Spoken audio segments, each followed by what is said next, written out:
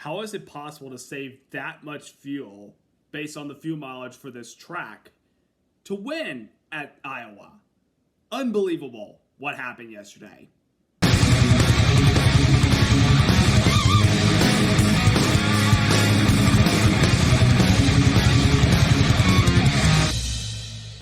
Hey there, race fans. It's Race Day Top 5 with me, Frank 5. Iowa Speedway, located in the middle of corn country in Newton, Iowa. A 1-mile track with an old abrasive surface, but can make for some very interesting racing.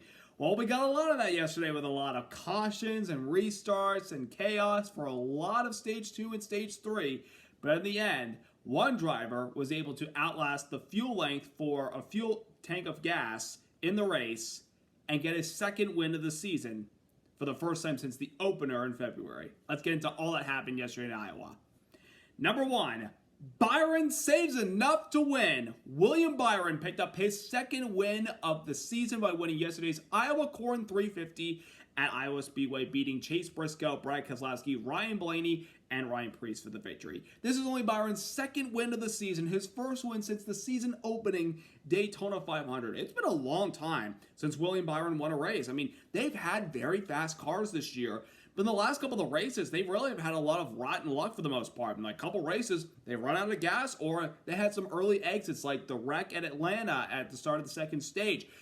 Only doing one lap at the Chicago Street Course before having to retire due to an axle issue. And it's just been a little bit of a rough road for this number 24 team. We all know that they've had speed all season long, but it's been kind of a little bit of a stretch since their last win of the season came earlier this year in February. But yesterday, William Byron was able to pull through and get his second win of the season. Had a really good car at the beginning of the race, leading the early part of the laps in the first stage, although he was being pressured from behind by the 6th car, Brad Keselowski, especially when he got caught behind lap traffic. Then Keselowski eventually got by Byron with a couple laps left in the first stage and was able to take the stage win from William Byron. And in stage 2, Byron was able to stay within the top 5, still having a very fast race car. But then when we got towards the end of stage number 2, we had a lot of those cautions and restarts that shuffled up the running order for the most part and definitely affected a lot of drivers' strategies as far as how much longer they had to wait until they could make their pit stop for their fuel and tires that could maybe carry them all the way to the end if they had it. Well, William Byron in the 2014 pitted on lap 206 of 350, and you would think that they would have to make at least one more pit stop after pitting at lap 206 to make it all the way, because the fuel window of my calculations and based on looking at the race analysis yesterday was about 100 to 110 laps. There was no way that William Byron could go all the way to the finish on that long without having to make one more pit stop. Well, again, because of all the cautions and restarts and slowing the pace down, he was able to save as much fuel as possible, like his crew chief Rudy Fugle told him.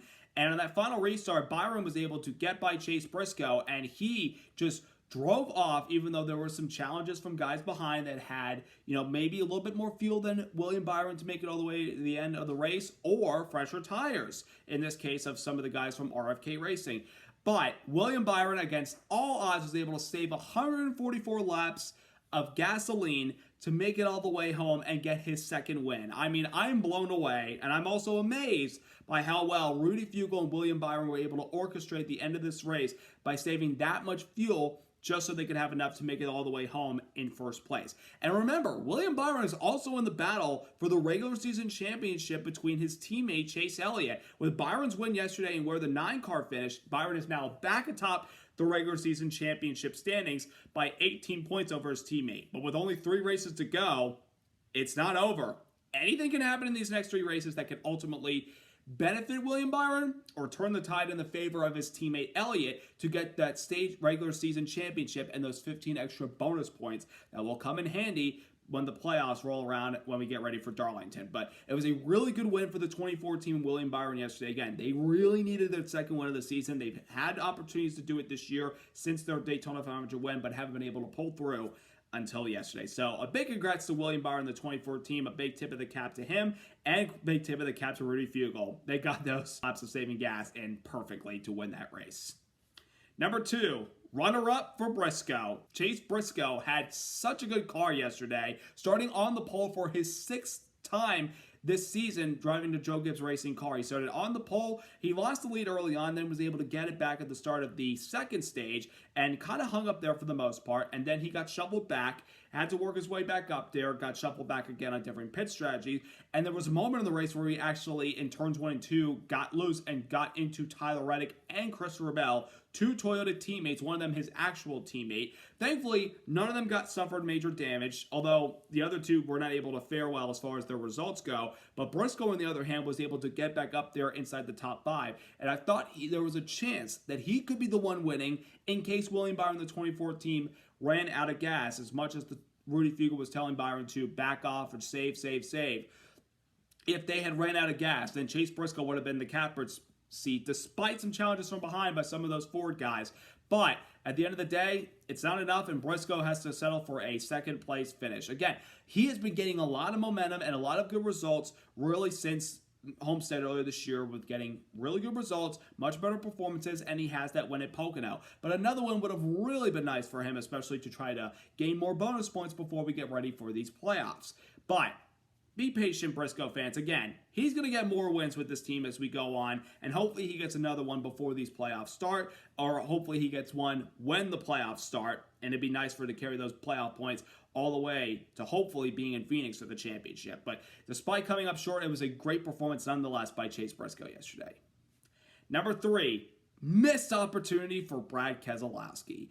Boy, Brad Keselowski had such a good car yesterday. Perhaps the best that we've seen him having speed and a really good day of racing all year long. It's been a struggle for Brad this year, mainly because of the fact that they've expanded to a 3-car operation at RFK Racing, and he has had a lot of rotten luck to start the season. There were some races, though, that he had speed, that he should have finished better than where his finishing position was, but they weren't able to pull through the results. But ever since that 5th place finish at the Coca-Cola 600 earlier this year, they have had much better results as of late. The performance has gotten better, and yesterday was by far their best run of the season.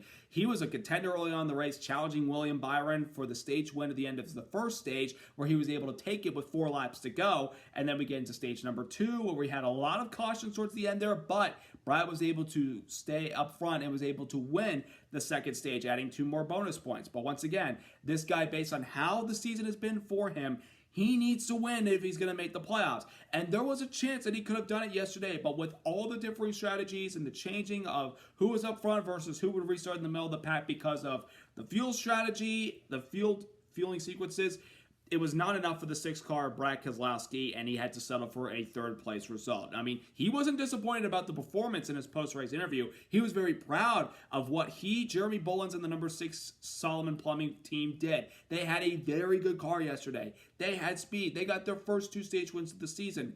But that's not good enough if you're not winning the race based on where you are in points. Now, lately, Keselowski jumped from 32nd now up to 21st in the standings. That's a big jump. But still, that win is going to need to happen if Brad has any chance to make the playoffs and compete possibly for his 2nd championship. He's only got 3 races left to go. And they're tracks that he could possibly win. I mean, lately, his road course program has been getting better and better. Richmond, he's won there before. He's been very good there. And we all know how good of a drafter he is at Daytona International Speedway. And I guarantee you, if there is a chance for him to win at the end of that race, he will be in the mix. And if luck falls his way and he doesn't get caught up in somebody else's incident, Brad Keselowski could walk away victorious at Daytona and punch his ticket to the playoffs. It was a missed opportunity for him, though, yesterday with how good of a car he had. But based on the differing strategies and changing of who was in front and who was in the back, it was not enough for Brad Keselowski, but still a very strong performance. Number 4, the playoff bubble continues to tighten up. So now with 3 races left in the regular season, we already know that 13 drivers are in the playoffs. There are still 3 spots available. Right now, those 3 spots are held by guys that do not have wins: Tyler Reddick, Alex Bowman, and Chris Buescher. Now, in analyzing these guys' performances yesterday, Tyler Reddick didn't really have the car to do it. Of course, he got spun in that incident with Chase Briscoe and Christopher Bell in turns 1 and 2. Thankfully, didn't suffer a lot of damage, but wasn't a great performance. He finished in 19th spot and accumulated 0 stage points. That's not good, even though he still has 100-plus points above the cutoff line. As long as nobody new wins in any of these next few races, I think after next weekend, if we don't get a new winner, then Tyler Reddick will be in the playoffs. But he needs to really put together the effort, because now that Bubba's in the playoffs with the win, Reddick's got to find a way to get to victory lane, because I feel like that the speed and, of course, we all know the capability of Tyler Reddick. They can win races, but they just haven't put it together, and lately they haven't had race-winning speed. They've got to find it if they're going to secure their spot in the playoffs. Yesterday was just a really rough day for Tyler Reddick. The same cannot be said, though, for Alex Bowman. Lately, ever since that top 5 finish that he had in Mexico City, he's been on a roll lately with much better results, finishing no lower than outside the top 20. He has been absolutely on rails with consistency lately, and they've had some speed in their race cars. Yesterday was a solid but good performance by the 48 team. They weren't flashy like William Byron was for a lot of the race, or the times that we saw Chase Elliott or Kyle Larson up there. Bowman just stayed calm, cool, and collected, and he had to overcome an early pit road speeding penalty after the first stage to get himself back up there, got 4 stage points from the second stage, and came home with a 7th place result. And you can obviously be very proud of that performance in the case of the 48 team. They had a good run, they had speed in their car, and they're still able to build a couple more points above that cutoff line, as we still have 3 races left in the regular season. If he could just continue to have solid results going forward with no new winners, unless if it's perhaps himself, then he's going to be in the playoffs. You just got to keep the ball rolling and keep up the momentum. But a really good performance yesterday for Alex Bowman. Now, Chris Buescher, on the other hand, was out to lunch yesterday. I mean, seriously, he vanished to the point where I couldn't find him on a flippin' milk carton. Where was Chris Buescher yesterday? We all saw how well Brad Keselowski was. Ryan Preece, who's the first man on the outside of the playoff grid right now, had a great performance yesterday with a 5th place result and a few stage points. Chris Buescher, I hardly saw him. I'm like, where is he? We know that Chris Buescher is way better than this. And lately, I just haven't seen the consistency and the speed in the 17 car, unlike earlier this season. I'm just baffled. Like, where is the Chris Buescher that we've been accustomed to since Brad Keselowski joined the team? Because Buescher has had much better performances. But lately, it's just been a little bit of a head scratcher. And yesterday's performance, I have no idea what was wrong with that 17 car. And obviously, qualifying deep in the pack doesn't help, but it just had no speed unlike their 2 teammates. So they've got to find it. But thankfully, Watkins Glen's this upcoming weekend, and Chris Buescher is the defending winner of that race. So maybe fortune falls his way this upcoming weekend, but that remains to be seen. Now, as for Ryan Preece, he's the first man on the outside of the playoff grid, as we are still trying to figure out who makes it into these playoffs. He's only out by 42 points as of right now, which could still be made up in case somebody in front of him has a bad race and he's able to have a really good race, and as long as there's no new winners that are below Preece. But yesterday at the track where he got his first Xfinity Series win in 2017, driving for Joe Gibbs Racing, which was the breakout race to show that Ryan Preece belongs in NASCAR. For a guy who's had an amazing performance in his first year with RFK, another strong performance yesterday. He also, like Alex Bowman, had to overcome a speeding penalty and was able to rally and finish inside the top 5 in 5th place. Again, Preece, even if he doesn't make these playoffs, what a career year that he has had with RFK. He has finally found a home, that a team that can appreciate his talents, and he's getting the most out of it. So I'm very impressed. We'll see what happens these next 3 races to see if Preece can maybe get in the playoffs, maybe a win, maybe it could be at Daytona and make up for the 2 flips that he's had in his career there. But that remains to be seen. But this playoff bubble grid, man, it is getting very, very tense with 3 races left in the regular season.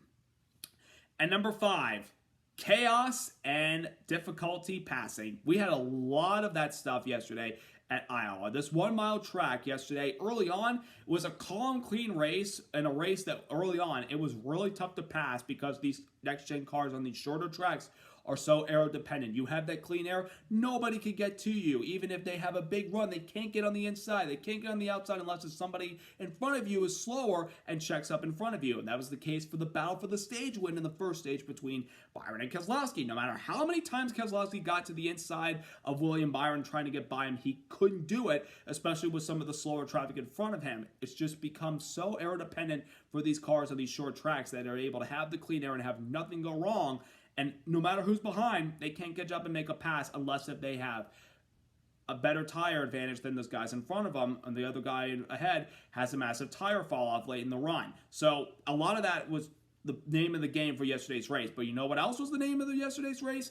Chaos, because we had so many cautions. Again, The first 170 laps of the race was pretty much nice and clean despite the end of the first stage. But after that, we had Shane Van Gisbergen hit the wall in turn 2. Then we had Cody Wehrreck. Then we had some other guys have issues. We had a Denny Hamlin spin in turns 3 and 4. We had those 3 Toyotas colliding together in turn number 2. We had Bubba Wallace hitting the wall on the front straightaway. Aaron Jones getting into it with Chase Briscoe. A lot of chaos yesterday generated a lot of cautions and a lot of restarts. Seriously, I felt like that second stage with the amount of cautions we had and the beginning of the final stage, I'm like, is this race ever going to end? Are we ever going to have a long green run to get this thing done with? Because it was absolute madness out there. Now, those restarts are definitely a ball to watch, but then after 3 to 4 laps, you're not going to be able to pass a guy in front of you because of how aero-dependent these cars are. This is something that NASCAR still has to try to work on, because what we've seen with this next-gen car on the intermediate tracks, the 1.5 mile, 2 mile tracks, they put on some really good racing, but the short tracks are still a problem. And of course, it's trying to find a balance between the tire, whether it be softer, which I feel like most short track races should be soft tire, but also like the underbody. I mean, do we really need the diffuser at these short tracks? I mean, we could get rid of them, and I feel like that's maybe something we should consider for the cars on the short tracks next year. But right now, it was just an aero-dependent race yesterday at Iowa Speedway. Couldn't really do much. And other than those cautions, which definitely made it for some entertainment, although maybe a little bit over the edge, it was a relatively tough race for these guys to try to make a pass on anybody, especially into a long green flag run. And NASCAR and NBC and USA Network is officially back. Lee Diffie, Jeff Burton, Steve Letarte, and the rest of the NBC gang turned yesterday. It was good to have them back. Loved the little update in the graphics. A little similar to Prime's coverage, which NBC helped Prime in putting together the graphics and the telecast this year. So kudos to those guys. They're back, and they're taking us all the way to the checkered flag in Phoenix to crown a champion this year. So looking forward to these next 3 regular season races and then the playoffs to see what's going to happen going forward. Now we're off for some road course racing in Watkins Glen, New York, the super speedway of road course racing. It's fast, it's furious, it definitely could put you on the edge of your seat. And if we get a finish like we had last year with Chris Buescher versus SVG, this time around, maybe with different players, maybe with the same 2 guys, should be quite a lot of fun to watch. So who's going to come out on top? Can anybody stop Shane Van Gisbergen on these road courses? Or will SVG still continue his dominant streak of winning these road courses? We shall find out, but it's going to be a blast. So I hope you'll have a wonderful rest of your week. Subscribe, like, and congrats once again to William Byron and the 24 team on their win yesterday at Iowa. Have a great week, everybody. Let's go racing.